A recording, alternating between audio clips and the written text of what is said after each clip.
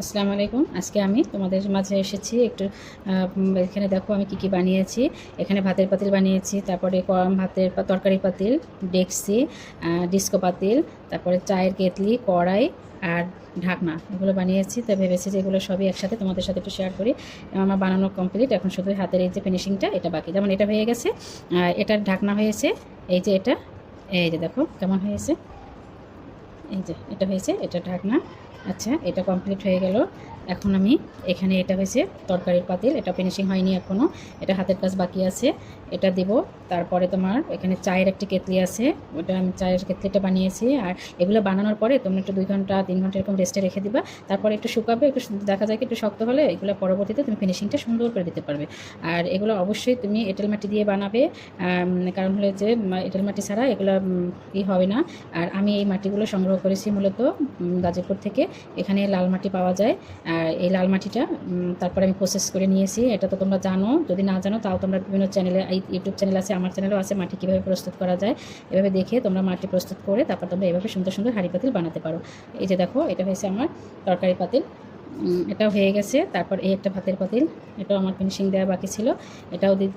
আর প্রত্যেকটা জিনিস দেখো আমার কিন্তু খারাপ হয়নি, কারণ আমি নতুন হিসেবে আমি ওরকম তো এখন পর্যন্ত হাতের কাজ করিনি, এই প্রথম আমি এই ভাতের কাজ তৈরি করতে শুরু করেছি, 1 মাস হয়েছে।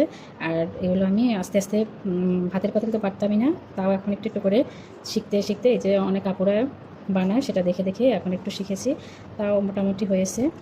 যাক, একসময় এই যে এটা হয়েছে ভাতের পাতিল। আর এই যে তোমাদের বললাম যে ডিস্কো পাতিল, তোমরা কি এটা চিনো? আমাদের দেশে এটা ডিস্কো পাতিল বলে।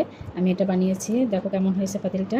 আর এগুলো রান্না করা যাবে না, জাস্ট রান্নাঘরে রেখে দেবো, ছোট মানে চুলোর সাথে দেখতে একটু ভালো লাগবে। এই দেখো কেমন হয়েছে আমার এটা, আমার কাছে তো ভালোই লেগেছে। আর এটা তুমি ইচ্ছা করলে ডাল রান্না করতে পারবে, রান্না করলে করা যাবে, কিন্তু একেবারেই ছোটো তো, এত ছোটো পাতিলে রান্না করতে গেলে সামলানো কষ্ট। এই এই হয়েছে। আর এইটা হয়েছে একটা ছোট্ট কড়াই, এটা তুমি ইচ্ছা করলে ডিম ভাজতে পারবে মিনি ছোটো চুলায়। যদি আমি প্রদীপ জ্বালিয়ে রান্না করি তাহলে ঠিকই রান্না করা যাবে।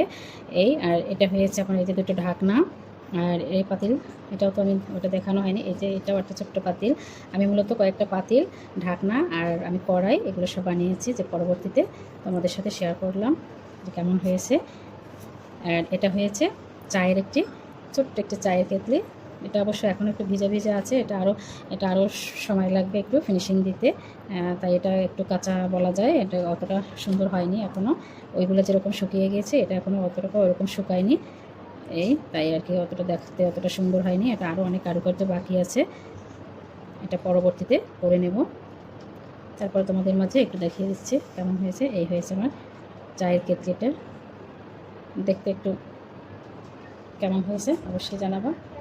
এই এই হলো আজকে আমার ছোট্ট মিনি চুলার মিনি হাঁড়ি পাতিল, কেমন হয়েছে। এই যে এই চুলার জন্য এই কটা আইটেম বানানো হয়েছে। আল্লাহ হাফিজ।